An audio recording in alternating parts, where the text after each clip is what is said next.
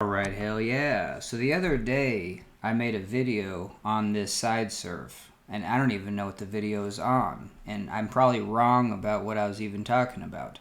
But what happens is that when you're trying to high side, you kind of just get locked into one location, and it feels like there's no rhyme and reason where you're going, and it would be sweet to actually own this, especially right now. I'm totally just locked in at the bottom of this trough, but I'm getting kind of pushed to the right and to the left, and so hell yeah. And as I'm getting pushed to one side, the boat naturally wants to kind of open up. In the bottom of the trough, it's really difficult for me to pry the boat 90 because the trough, is kind of narrow.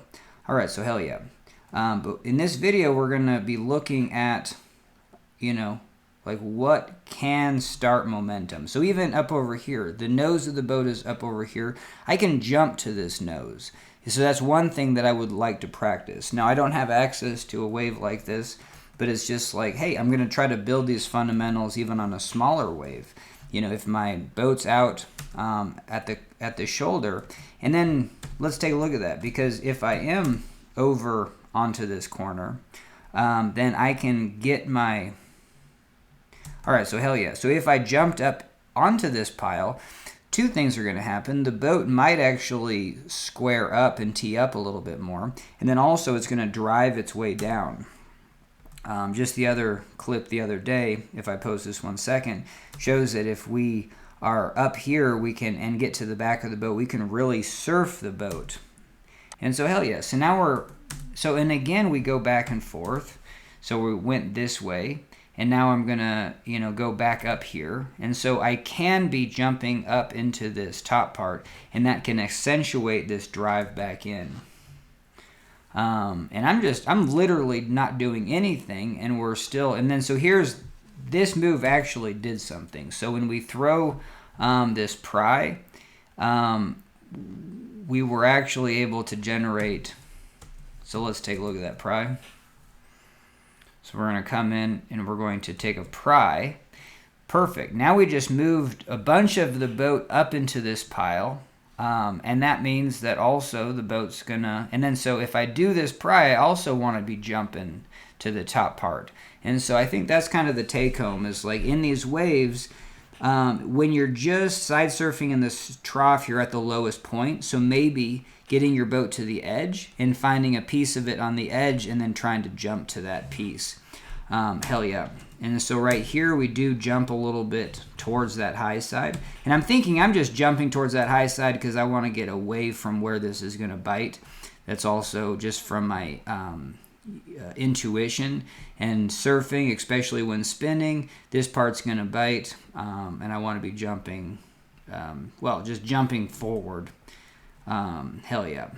And we do a good job there, because when we do this, the boat is technically going to bite here, so I want to jump to the diagonal, which is this just jumping forward, even though it maybe looks like I'm going to try to jump to that side. But just hell yeah. And then that also puts the back, over into this shoulder. So I got to be self-aware about that, and then get my body and weight over there. Because if I put my weight up onto this nose, you have current that's trying to exit, and that'll at least surf the boat over there. And then it can start to drive down, it can turn and square up. But hell yeah, so now we're just kind of locked back in to the bottom, and but we're kind of going back and forth. So there you go. It feels like, I'm not doing much at all, but I grabbed there. That was the high side over there, and then over here I grabbed the high side right there. And I don't even remember even doing that, but that was enough. Look how much momentum we generated just by, and that's where from an R1 design perspective, I want to be able to move my weight just over this thwart into the back and have the dynamics totally release 3/4 of the boat. And so when we do come this way, I'm going to, kind of put my hand down onto that tube, or shift my weight onto that tube, and then come over here and shift my weight onto that tube. And hell yeah. And you know what I mean? And at least, like right here, we're high siding up onto the shoulder. This gives us a lot of options, and I got to even recognize that I'm on top of a pile, but I'm also towards the shoulder, because this wave isn't going to let you get on top just from here. The boat isn't really designed. It's either going to flip you, or it's hard to actually bite water and then have that carry you to the top. So if I am on top of the wave, I'm definitely on a corner, and I need to use that to my advantage, and then I'll be surfing down and across. So hell yes, that's what we do, and we spin that 180, and then we're able to exit. All right, hell yeah. So let's take a look, from right about here. You know what I mean? Hey, it looks like when we're up here, at least we have like a hand, on that rope right there. And then at some point I start to kind of switch directions. So that time I didn't actually do a very good job of, and I can just go back, like 2 seconds at a time. Like right here, I'm not up onto that wave at all. I'm just kind of actually fell down into the boat.